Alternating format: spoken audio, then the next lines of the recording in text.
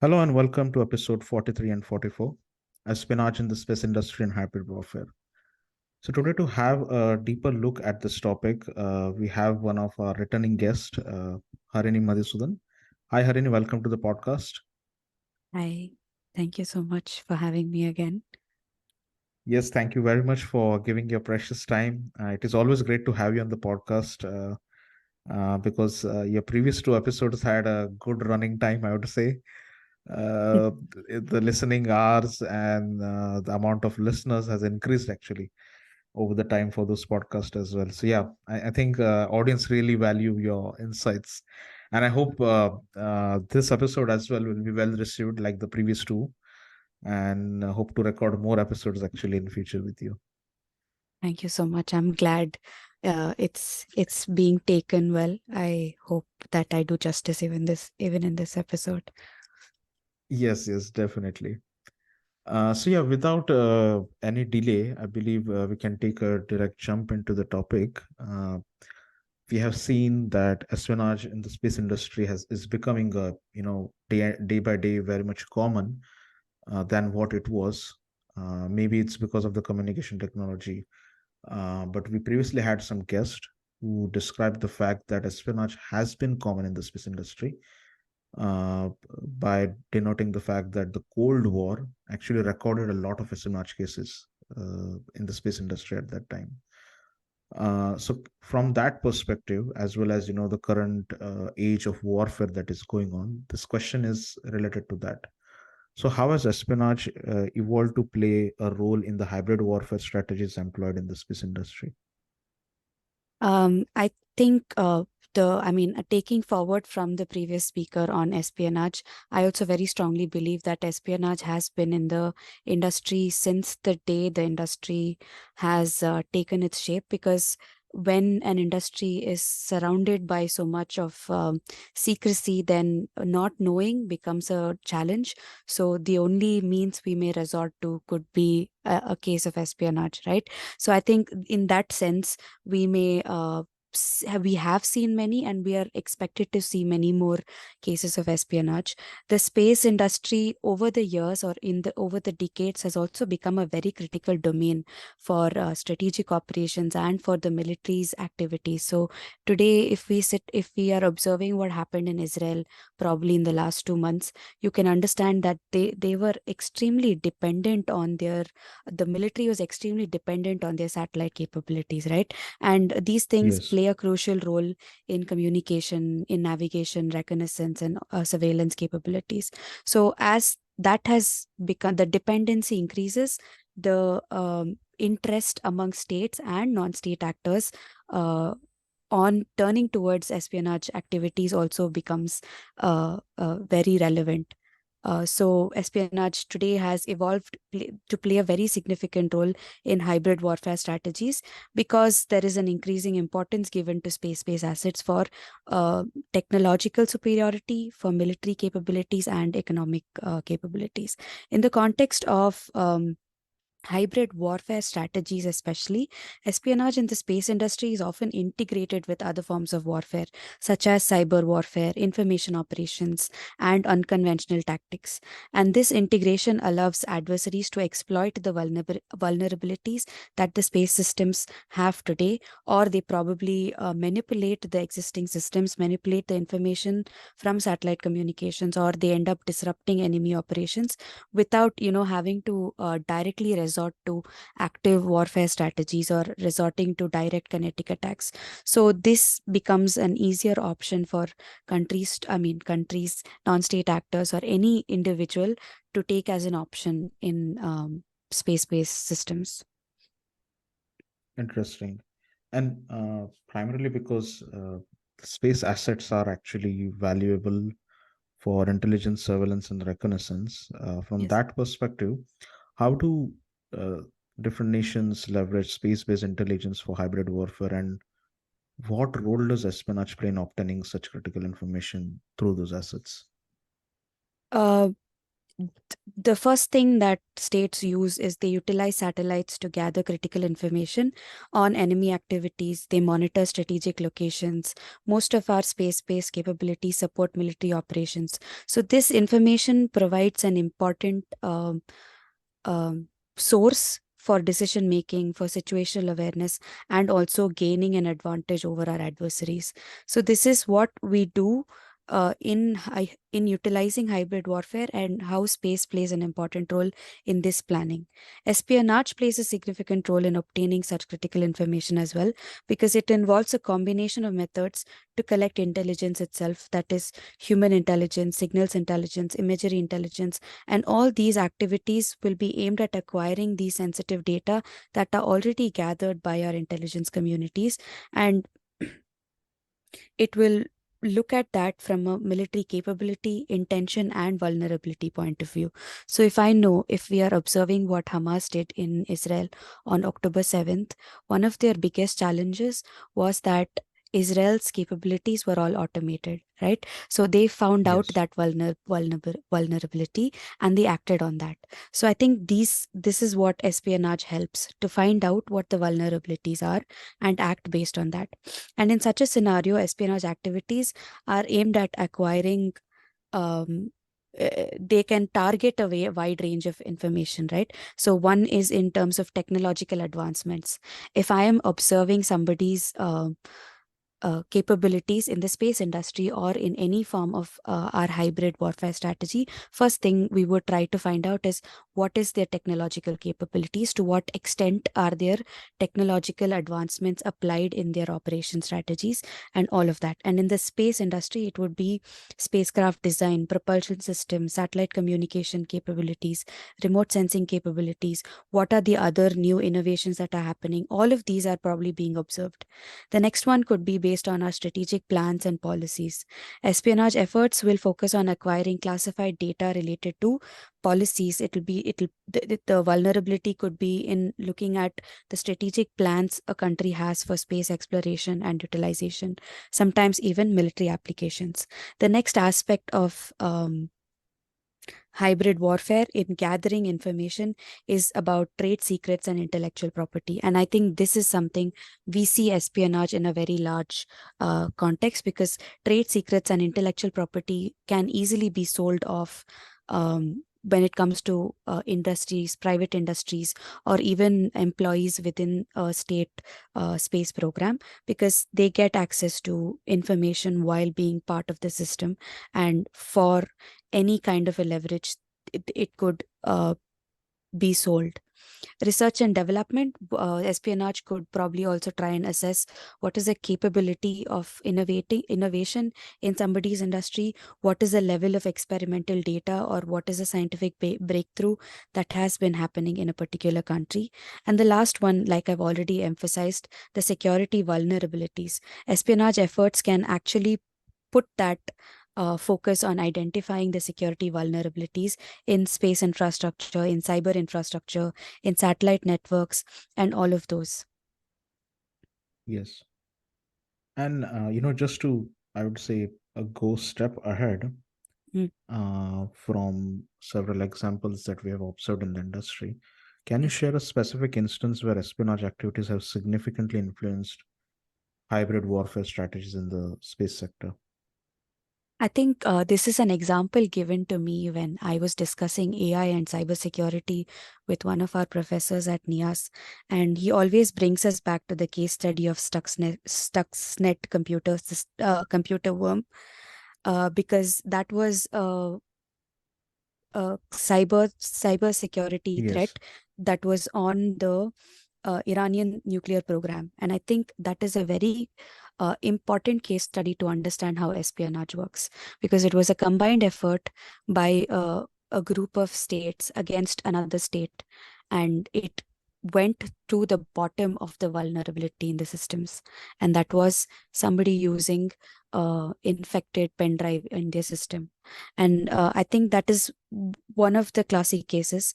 Another one could be the simple um, example of how major powers like US, China, Russia, India, we're all developing anti-satellite weapons and counter space capabilities, and how this could have an impact on espionage activities, the lack of trust between countries, and also the increasing warfare strategies against each other.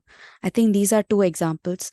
And mm, uh, otherwise, there are multiple time periods we can look at when we can see the espionage activities. The first one, we already discussed, the Cold War space race. At that time, you saw multiple levels of espionage between US and USSR simultaneously. The next one, and we'll see this multiple times when we're discussing case studies as well, the Chinese espionage activities, the Russian espionage activities, as well as North Korea's espionage activities in multiple time periods in the history of how we're studying. The next one would be the cyber espionage and space security. That is another important aspect, because space security is also dependent on uh, a very strong cyber security, and I think that this interlink is always challenged. And I think 2007, there is an allegation that the Chinese anti-satellite missile test was done after after China collected intelligence on potential vulnerabilities of the communication systems of other satellites. So I think that is another example. The last one is probably the industrial espionage, which we're likely to see much more in the coming years, where you have aerospace companies, you have space-based companies, you have other cyber systems that are vulnerable to hybrid warfare strategies as well as espionage against their innovations. All right. And I would say, going ahead from the perspective of intelligence agencies, because of course they are on the front line to detect and I would say eliminate such kind of threats. So, Yes. what challenges, from your perspective, what challenges do intelligence agencies face in detecting and preventing espionage activities in the space industry? I think one of the biggest challenges intelligence agencies have is the lack of transparency. Even though Yes. intelligence agencies work with each other on a case by case basis, it is very sensitive and secretive. It's a very sensitive and a secretive field. Intelligence agencies as well as the space groups as well, right? So they all have multiple classified data, multiple um, activities that are not revealed to the public, and this lack of transparency makes it difficult for intelligence agencies to even be able to monitor the activities that are going on. And I think that provides one of the biggest challenge. The second one is the sheer complexity of space technologies or other technologies that are utilized in hybrid warfare, right? Even with cyber, Yes. even with AI that is coming, there are layers of complexities involved, and I think that also makes it a massive challenge for monitoring the activities as well as to keep up with the trends of what is happening in the industry. The next one is a lack of international cooperation, and I don't think that there is a very strong cooperation when it comes to peacetime space activities or peaceful activities in outer space. But when it comes to military space or military space activities, we hardly see any cooperative initiatives between countries to have probably an understanding of what is happening between their countries, or even have access to somebody's ideas. So I think that lack of international cooperation is also a challenge for intelligence communities, because then we cannot really understand what is happening there in another country. The next one is cybersecurity threats. This is a common challenge, but even intelligence agencies face very strong cyber threats, and that could be one of the challenges to them. Um, the challenges to intelligence agencies is also even being able to predict a threat that is coming towards them is has been a challenge.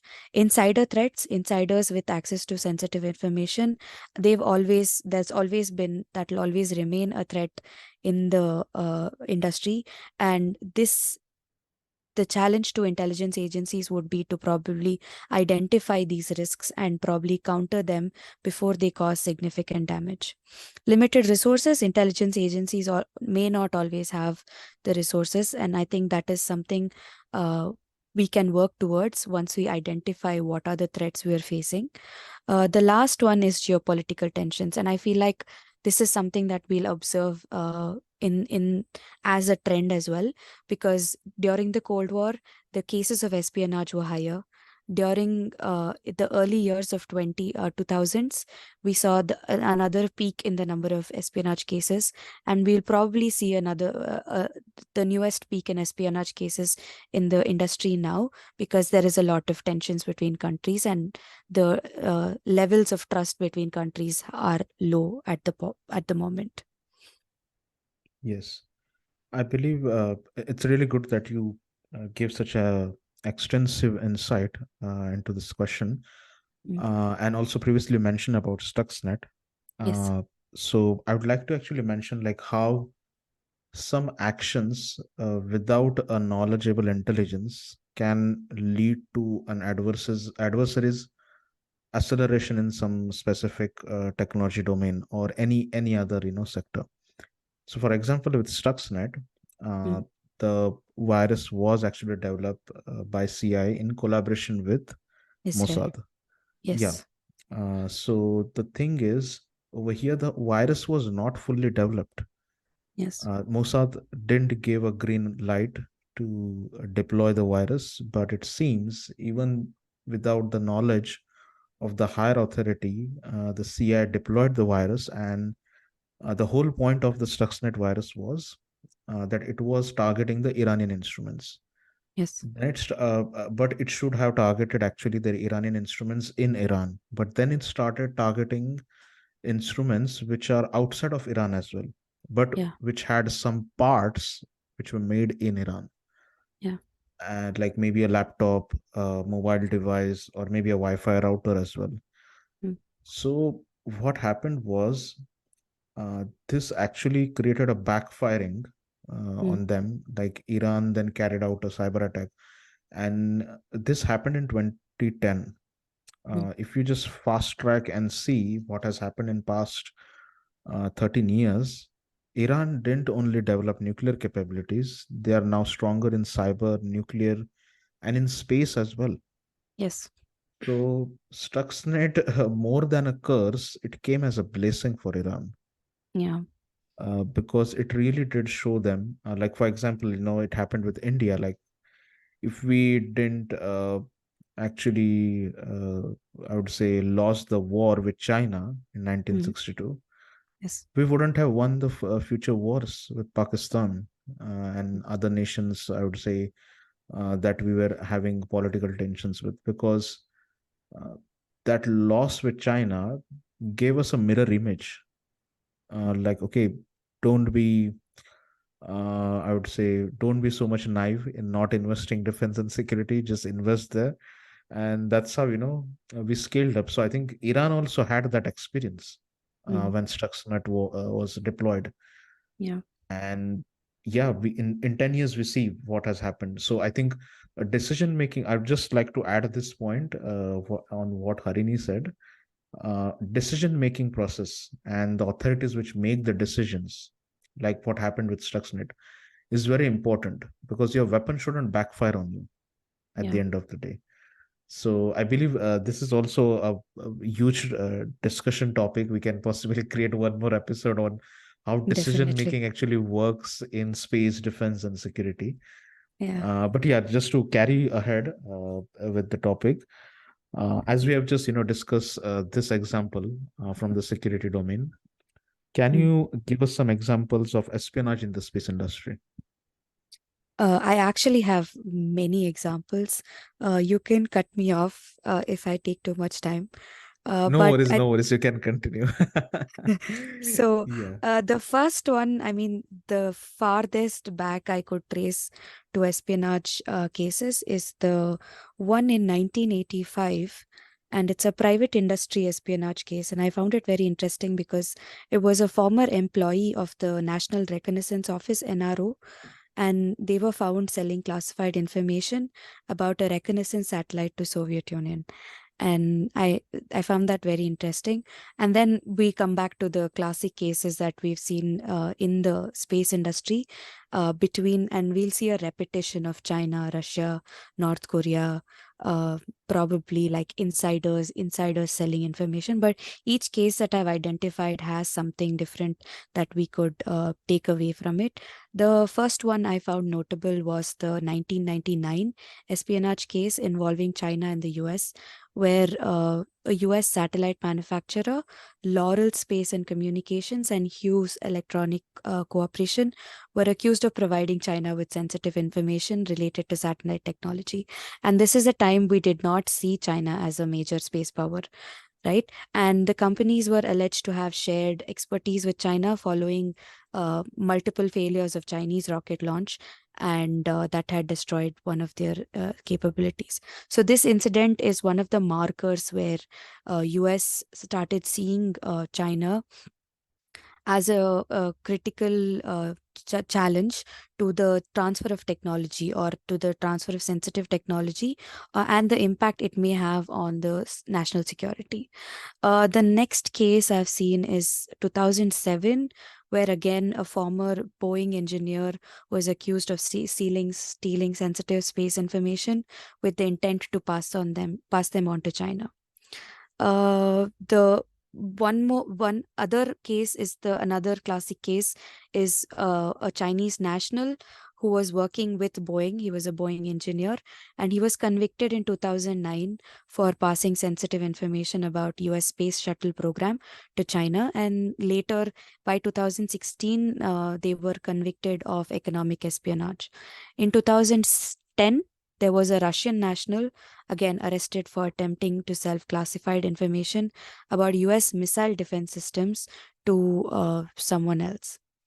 In 2011, these are the early cases of hackers breaching the computer systems of NASA and several other US aerospace companies. They were again caught stealing sensitive information on spacecraft and rocket technology. In the same year, apparently, Chinese spies were arrested in the US and Canada for attempting to steal advanced military technology from defense contractors. By 2016, there was another case of hacking. Chinese hackers had gained access to the computer systems of the European Space Agency, and they were seen stealing sensitive information on Galileo satellite navigation system. In the same year, the Chinese hackers were accused of targeting the computer systems of ISRO, trying to steal sensitive information on India's Mars orbiter mission. In the case of Europe, the one important case is something involving a French engineer who was convicted of spying for China. But again, this is not like a proven case. Another case has been that involving a German intelligence agent who was arrested for spying on the ESA for USA. And I found this very interesting because we've hardly seen cases of European Space Agency and USA having this kind of mistrust or having to require espionage to gather information. I tried to dig deeper and see if there are cases on our side of the world. Japan had a case in 2014 where, again, Chinese companies were trying to steal, a former employee of JAXA was trying to steal information from JAXA to sell it to the Chinese companies. In 2013, this is the first time I think we're seeing North Korea's military intelligence trying to steal sensitive information. And in 2013, South Korean authorities arrested a group of hackers trying to steal sensitive information on South Korea's defense systems and space technologies. Moving on to the private space industry, we've had multiple cases, especially ones involving Boeing and Lockheed Martin in the late 1990s, where they were accused of engaging in industrial espionage by unlawfully obtaining sensitive information from a competitor, McDonnell Douglas, regarding rocket launch services. Another prominent case is the involvement of SpaceX. Um, when 2009, SpaceX filed a lawsuit against Boeing and Lockheed Martin again for alleging that they were engaged in illegal activities, trying to get information of SpaceX through certain contracts. And this case highlighted the intense competition in within the US private space industry. And we're talking about this in 2009, where the focus on private space industry only started recently, right? After this, we have in 2014, again, a Chinese national was arrested in the US for attempting to steal information from another aerospace company. In 2019, the European corporation Airbus was targeted by industrial espionage, where sensitive information related to Ariane rocket program was stolen. And there was another case involving a German satellite manufacturer, OHB System, again where this was targeted by a cyber espionage campaign. The more recent cases I found was in 2001, where a former Blue Origin employee had been working with Virgin Galactic to s- steal trade secrets related to the rocket engine technology. And despite listing out so many, I feel like I may have missed many more cases. So if you have any cases that you can add to this trend of espionage cases, I request you to please add to this list. Yes, definitely. I mean, like, thanks for mentioning these many cases, because even I was unaware Mm. about some of the past cases that you mentioned, especially Yeah. about the SpaceX and all. So yeah, I Yes. would like to highlight one of the recent case which happened. Firstly, about Canada. Mm. So I think that Chinese engineer, he came as a student in Canada 20 years ago. I think then he became a Canadian citizen, uh, got settled, started working for the Canadian Space Agency, and for past almost 15 years, he was selling information or providing information. I would say not exactly selling, Mm. because it's a government to government thing. So he was supplying information to People's Liberation Army, I think, PLA. I Wow. mean, their directorate or their head offices, I would say. And it was for 15 years, and he was caught red-handed, uh, like last year, I believe. Yeah, I think last year in Wow. 2022. So this whole thing has been so I would say can be labeled as negligence of the agencies, and this is one of the reason why the space industry needs to have a conversation in a much more mature manner Yeah. than treating space as just space for humanity. I agree that space applications, this has they have some of course a lot of humanitarian application as well, but it's not 100%. And Yeah. when you know that the government and the military agencies are having control over the space assets, it is very critical. I mean, these days when I see a lot of youngsters stepping into the space industry, they they are absolutely unaware about the fact that there is a threat intelligence, or there are insider threats. They are unaware about these terms, firstly. Yeah. And Yes. it is so, this is very important, that I believe this topic should be integrated in academics. Whether you're an aerospace engineer, whether you're a political science student, or maybe you come from a policy, law, or commerce background, if you are working towards space industry, I mean, I know the defense sector in their academic modules, these things are taught in bits and pieces at least. But for the space industry, I have never seen a course. I have seen courses which are interdisciplinary and all, uh, but they don't have a single module on threat intelligence.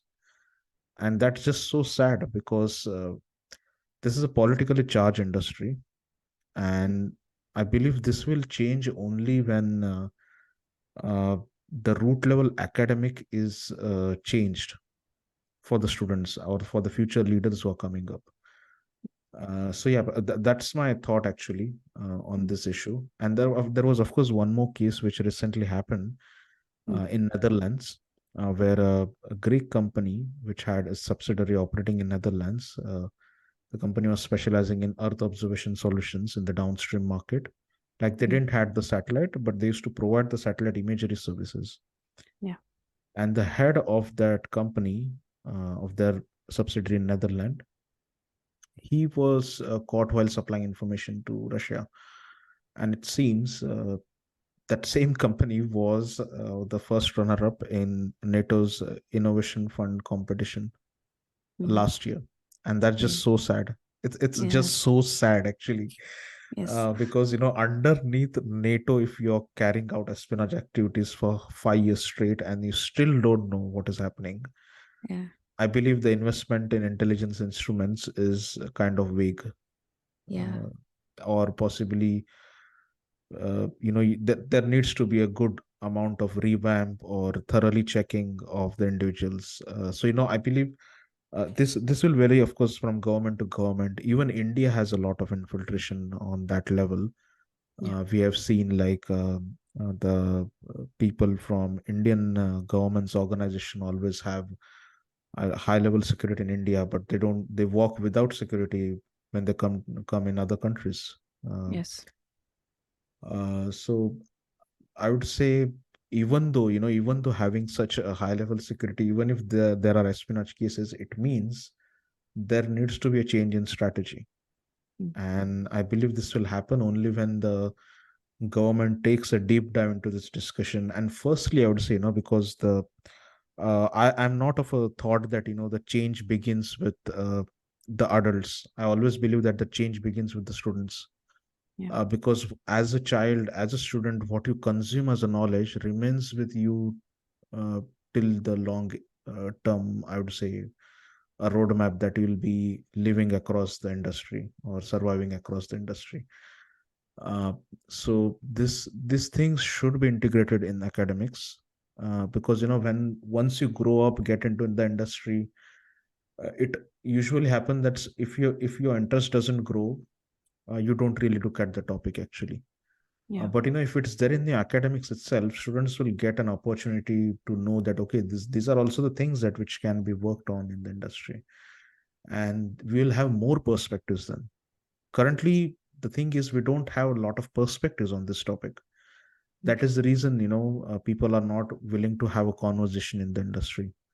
Uh, I mean, I know before I started this podcast, people are a lot skeptical about even speaking about espionage in the space industry.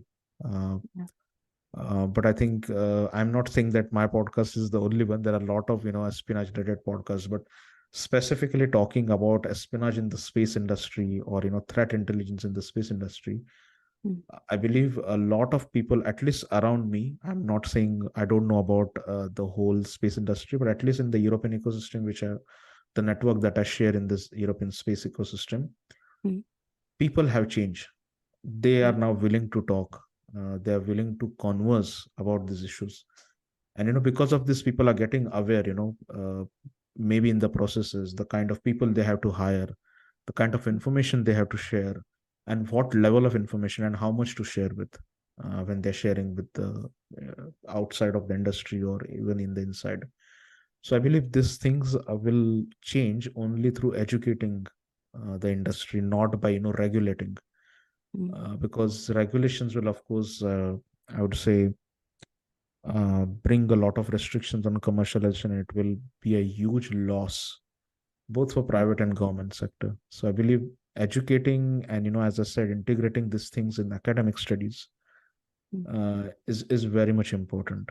So I yes. mean, like, these are my, I would say, 2 cent thoughts No, on I the. think I completely agree with you because even like just the two cases you mentioned right now, we have Yes. different lessons to take from them.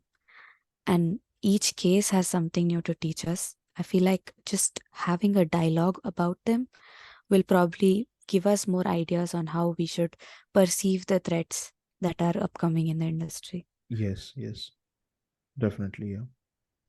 And just to take a little bit step ahead, I would say, of espionage. Yeah.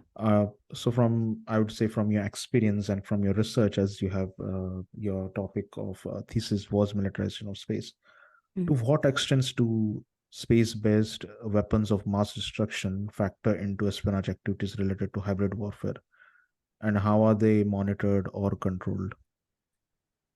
Uh, Space-based weapons of mass destruction, we know in principle we cannot have a WMD in space, but Yes, that doesn't mean theoretically they don't exist. And they factor into hybrid warfare perfectly because placing a weapon of mass destruction is forbidden, but Earth to space is possible, right? So I think that yes, factor in hybrid warfare is going to be relevant, and this would include nuclear, chemical, and biological weapons. And these will pose a unique set of challenges in terms of monitoring and also controlling them due to the potential that it has for the impact it will have on global security and stability. So, tomorrow, if I find out that there are Earth to space based weapons of mass destruction that could target a whole constellation, or that could target a satellite, or that could target a space station, then the consequences of it or the geopolitical implications of that will change the game as we see today. Espionage activities related to space based WMDs may involve gathering intelligence on the capabilities, intentions, and locations of these potential adversaries.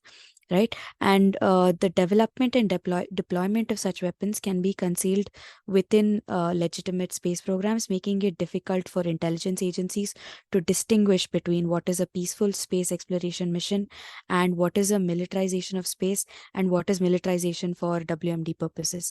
Because even militarization of space to a point is acceptable. And when we cannot draw a line between if I'm militarizing for my military space capabilities or if I'm militarizing for placing weapons against an adversary, and that the intelligence, sorry, the intention and the capabilities of these WMDs will pose different kinds of risks as the capabilities evolve. Monitoring and controlling space-based WMDs will involve definitely international agreements, treaties, and verification mechanisms. And these verification mechanisms will be aimed at preventing the weaponization of outer space. The Outer Space Treaty has prohibited WMDs, but like I already said, that it doesn't do enough to stop the creation of them. Right. yes, Additionally, there are arms controls agreements such as START, which also is no longer in play. The verification and monitoring of space-based WMDs also rely on technical means such as satellite surveillance, remote sensing technologies, and on-site inspection capabilities. And all of these will require some form of intelligence gathering that may have a little bit of espionage to get information. So nobody will outrightly tell us that yes, we're working on these capabilities. We will have to find our own means to gather intelligence on this, and we have to expect that somebody else is keeping an eye and ear on our capabilities as well. And I think that's where espionage comes into play.